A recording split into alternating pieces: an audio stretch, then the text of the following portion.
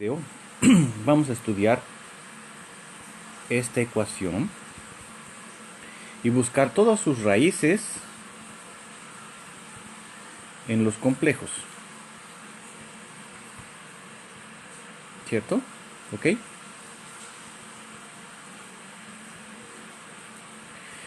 La idea es que un polinomio cuando un polinomio cualquiera, ¿cierto? Si buscamos sus raíces, siempre existe, sabemos, ¿no?, por el teorema fundamental de álgebra, que siempre existe vamos a decir, un z número complejo tal que p de z es igual a 0, ¿no? De esa forma, eso quiere decir que, vamos a llamarlo de alfa este número, alfa. De esa forma tenemos que p de x, cuando ustedes dividen por x menos alfa, vamos a tener un cociente y un resto. Y ese resto es 0, porque cuando x es igual a alfa, en principio esto vale 0. Y si esto vale 0, este tiene que ser un polinomio de grado menor a 1, entonces de grado 0. Y como p de alfa es 0, esto da 0 y todo esto tiene que dar 0, entonces esto es necesariamente 0. Ese es un teorema importante, ¿no? Y después, utilizando las propiedades de grado, sabemos que si esto fuese de grado n, como esto es de grado 1, lo que sobra aquí es de grado n menos 1. Por su vez, este también es un polinomio, entonces por el teorema fundamental de álgebra, también tiene una raíz en los complejos, por lo tanto también se escribe como un x menos beta veces, digamos, un r de x. Y así sucesivamente, ¿no? Vamos a tener n raíces necesariamente. Claro que algunas raíces pueden ser repetidas, de forma que esto se va a escribir como x menos alfa 1 potencia R1, vamos a escribir x menos alfa 2 potencia R índice 2, y así sucesivamente hasta x menos alfa s potencia rs, ¿no?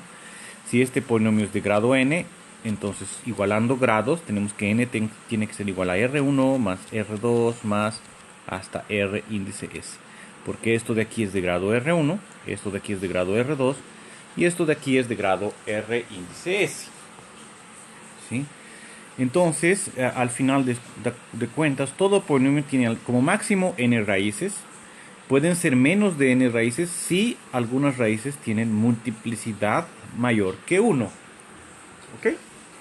Entonces, vamos a primero buscar las raíces enésimas de la unidad de este polinomio. Bueno, yo voy a definir los siguientes elementos. Alfa 0, que sea coseno de 2pi veces 0 sobre n más i veces seno de 2pi veces 0 sobre n. Que, bueno, ustedes saben que esto entonces da 0, esto da 0, entonces seno de 0 es 0. Este número es el número 1, ¿cierto? En su representación trigonométrica, en el plano, perdón, tenemos ángulo 0. El módulo siempre está al frente de esta representación. El módulo vale 1, entonces es este punto que es justamente el número 1. Recuerden que todo número se escribe de esa forma: el módulo veces el coseno de un ángulo más i veces el seno de otro ángulo. Una representación más simple sería así, ¿no? Tal vez escribimos así. Cuando escribimos un número complejo de esa forma, quiere decir que tiene módulo r aquí, y esto aquí nos indica qué ángulo en relación al eje x tiene ese número, ¿cierto? Recordando que exponencial de i veces 2pi va a ser el número 1, porque justamente es como si hubiésemos dado una vuelta. Exponencial de i veces 0, pues es 1 también. Exponencial de i veces pi, si ustedes sustituyen en el plano, pi es este ángulo, ¿cierto? El módulo vale 1, entonces este es el número menos 1. En fin, exponencial de i pi sobre 2 es i, porque es ángulo pi medios. Vamos a estar aquí, módulo 1, entonces solo puede ser el número i. Y así sucesivamente, ¿no? Entonces alfa 0, como dijimos, vamos a definirlo como siendo exponencial de i veces 2pi sobre n veces 0, que es el número 1, ¿ya? Módulo 1, ¿cierto? Alfa 1 va a ser exponencial de i veces 2pi sobre n veces 1, ¿ya? Que va a ser entonces, aquí es 2pi sobre n, una enésima parte del ángulo 2pi. Alfa 2 va a ser eso multiplicado por 2. Y así sucesivamente. Alfa índice k, por ejemplo, es exponencial de i veces 2pi sobre n veces k.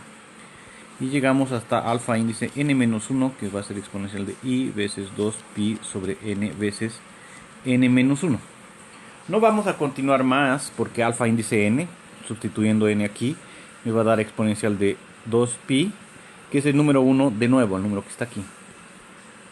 Entonces, como pueden ver, todos estos números complejos es primero 2pi sobre n, después 2 veces ese ángulo, después 3 veces ese ángulo y así sucesivamente. De tal forma que aquí tenemos, todos son triángulos, isósceles y al mismo tiempo congruentes todos ellos entre ellos. De tal forma entonces que con esta longitud aquí, todas son iguales. Entonces en realidad estos puntos son vértices todos de un polígono regular de n lados. Es una particularidad de estos números.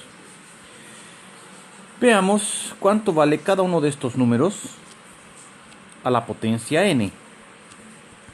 Bueno, va a ser exponencial de i 2pi sobre n veces k potencia n. Eso es igual a exponencial de i 2pi veces k, ¿no? O exponencial de i veces 2pi potencia k, que es igual a 1 potencia k, que vale 1. Entonces todos estos números que son diferentes, son todos diferentes, ¿no? Porque el ángulo de ellos va creciendo paulatinamente, son raíces del polinomio x potencia n menos 1, igual a 0, de este polinomio inicial del que estábamos hablando. Por eso es que llamamos todos esos números raíces enésimas de la unidad, porque representan, digamos, esto de aquí. Si en los números reales, esto aquí va a dar 1 siempre, pero la idea es, si buscamos un número que a potencia n vale 1, esos números son los llamados raíces enésimas de la unidad, y son estos números que tenemos aquí, ¿no? Comenzando con 1. O sea, x a la potencia n-1 es igual a x menos alfa 0 veces un p índice n-1 de x. Como alfa 0 es una de las raíces, entonces necesariamente se factora este polinomio así, donde este es un polinomio de grado n-1, ¿cierto? Pero alfa 1 también es raíz. Alfa 1 también se anula en este producto, pero alfa 1 es diferente de alfa 0, entonces si sustituimos aquí alfa 1, potencia n-1, esto da 0, queda alfa 1 menos alfa 0 veces este polinomio de alfa 1. Esto es un número complejo, esto aquí no vale 0, entonces necesariamente este aquí es 0. O sea, alfa 1 es raíz de este polinomio. Entonces podemos escribir p índice n-1 de x como x menos alfa 1 veces un otro polinomio de grado menor. O sea, x a la n-1 se escribe como x menos alfa 0 veces x menos alfa 1 veces p índice n-2 de x. Y podemos continuar por inducción de esa forma. Alfa 2, también se cancela aquí, pero no es 0 aquí, no es 0 aquí, entonces es raíz de este polinomio, entonces aquí también podemos factorarlo. Entonces eso quiere decir que podemos al final de cuentas escribir esto así, hasta x menos alfa índice n-1 veces un cociente, ¿cierto? Que sería el último cociente, solo que aquí esto aquí ya tiene grado n, por lo tanto este cociente es una constante, no es de grado 1, grado 2, de grado 0, por lo tanto es una constante. Pero ¿cuál es el valor de esa constante? ¿Será que es 2? ¿Será que es 3? ¿Será que es 50? ¿Será que es raíz de 2? ¿No? La forma de verificar ¿cuál es esa constante? Es ver, bueno, estos dos polinomios en principio deben ser iguales. ¿Cuál es el resultado de multiplicar estos polinomios entre sí? Va a dar x potencia n menos alfa 0 más hasta alfa índice n menos 1, x potencia n menos 1 más, y así sucesivamente, ¿no?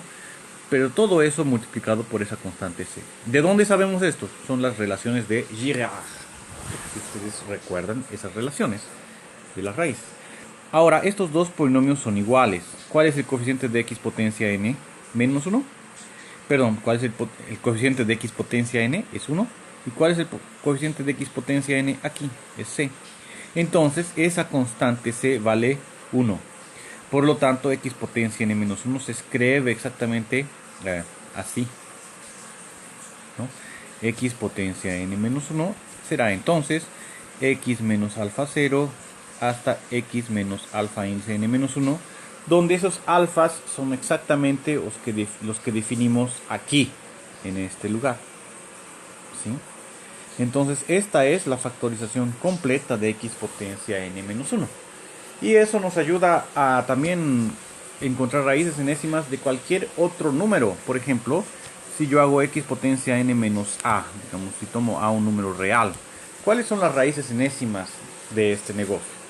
Es solo ver que raíz enésima de a es un número real. Si usted multiplica por alfa índice k cualquiera y eleva a la potencia n, claro, va a dar aquí potencia n aquí, cancela las potencias, va a quedar a índice k, alfa índice k potencia n da 1.